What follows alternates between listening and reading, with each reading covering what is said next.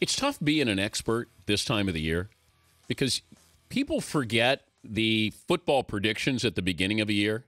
But you get towards the Super Bowl, the experts make it sound like, oh, yeah, we all knew the Ravens and the Niners were going to be there. With March Madness, it is there with every pick, every round. And then you get to the Final Four, you get to the national title game. Well, who did you have? Seth Davis from CBS, the road to the Final Four, also SI.com, their great college basketball analyst, and he joins us now. How are you? I'm doing great. And I always wonder, how many predictions can I get wrong before people stop asking me? I don't know what's going to happen. Look, I mean, if you understand how the bracket works, the 4 best teams are the 1 seeds and the worst ones are the 16s. Anybody, from that's why the secretary in the office who never watches a game always wins the pool, right? But if you're looking at filling out the bracket and somebody wants to be competitive using just logic, because sometimes we use too much information. Right. What do you not do when you're filling out the bracket? What's the best piece of advice for audience? Well, given that, this should not be used for any actual wagering purposes. Of course.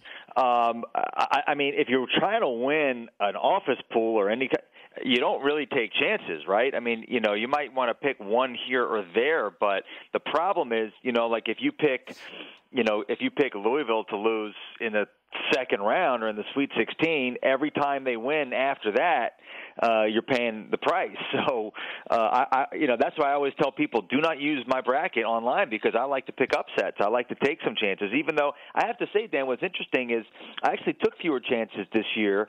And, the conventional wisdom has been throughout the season because there have been so many upsets because there's not been a dominant team that, boy, the tournament's really just going to be this bloodbath. But I'm not seeing it. I don't know that. I think you're still going to get a lot of favorites in the Final Four. I really do. You got Louisville beating Miami in the national title game? I do. And who else is in your Final Four? New Mexico and Kansas. So New Mexico is the team that I've watched them all year, Dan. I've watched them a lot. They're really good. They really know how to play. Alford has done a terrific job. He's got a point guard who knows how to play in Kendall Williams. He's got a 7-footer inside in Alex Kirk who can beat you up down low and step out and shoot 3-pointers, and he's got everything in between. They're not a juggernaut offensively, but everybody knows their role. And, they won the Mountain West Conference regular season. They won the Mountain West Conference tournament. So, if there's an upset pick that I'm making, it would be New Mexico to go to the Final Four. But as a 3 seed, that's hardly going out on a limb. I do give a lot of credence to the coaches in the NCAA tournament because, as I said, this isn't necessarily about players as much as it is the coaches who've done this before. You do get certain guys, it's a coming out party, but how much of your pick or information, expert analysis is based on who's coaching these teams?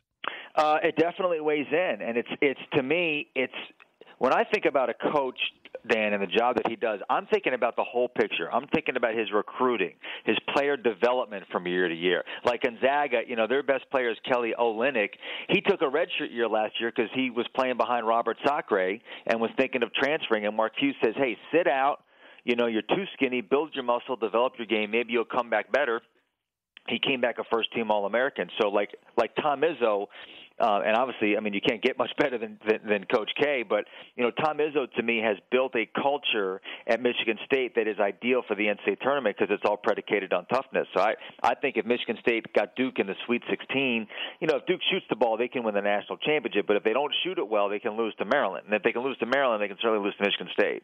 What happened to Kentucky? Oh, life happened. I'll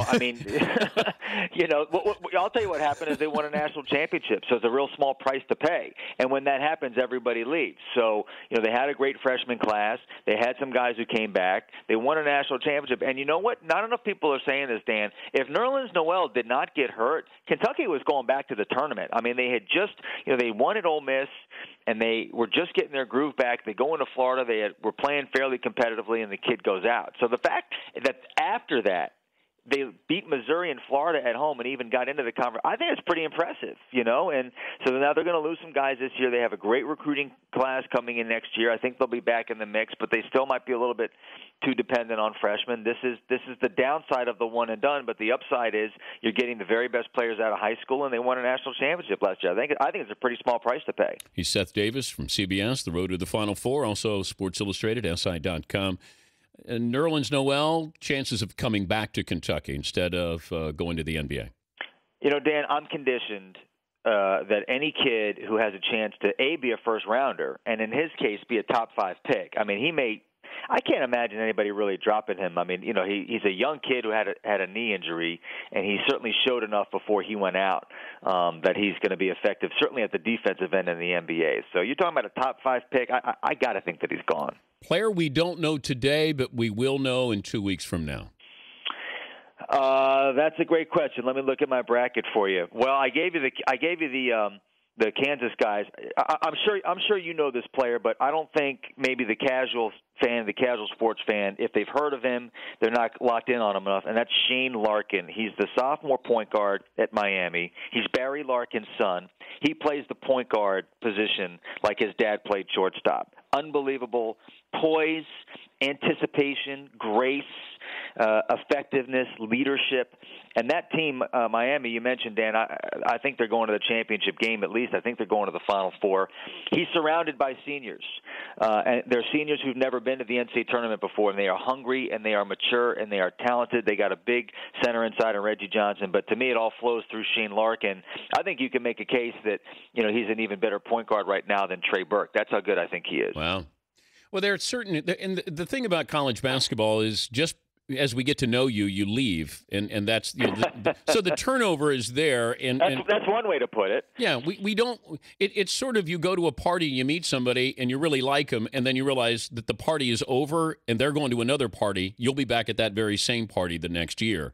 And, that's why we invest in these coaches. That's why these coaches get all the money. They're the stars of college basketball. Any chance – this is Jim Boeheim's swan song, if Syracuse, depending on their success in the tournament? Well, first of all, I don't think it depends on what they do in the tournament. I've never believed, Dan, that you make that kind of life decision based on a result in the tournament after all these years. I think it comes down, does he still want to do it? Is he still hungry? And I think he is. I think that I think he's excited about the idea of going to the ACC. Going up against Coach K and going into North Carolina to at least have one season. When you're at his age, with his life experience. Now remember, he's on his second marriage and he has some young kids who are in high school, and I do think that's a factor in his thinking. I've talked to him about this, so I don't think it's a huge window for him. But if you're asking me gut feeling right now, is Jim Boeheim the coach of Syracuse next year? I think the answer is yes. Great stuff, Seth. We'll be checking in with you when the tournament starts. Great stuff yesterday as well. Thought you and Gumby and the group did a great job. I appreciate it. Love you, Dan. Thanks for having me. All right, Seth Davis, CBS, Road to the Final Four.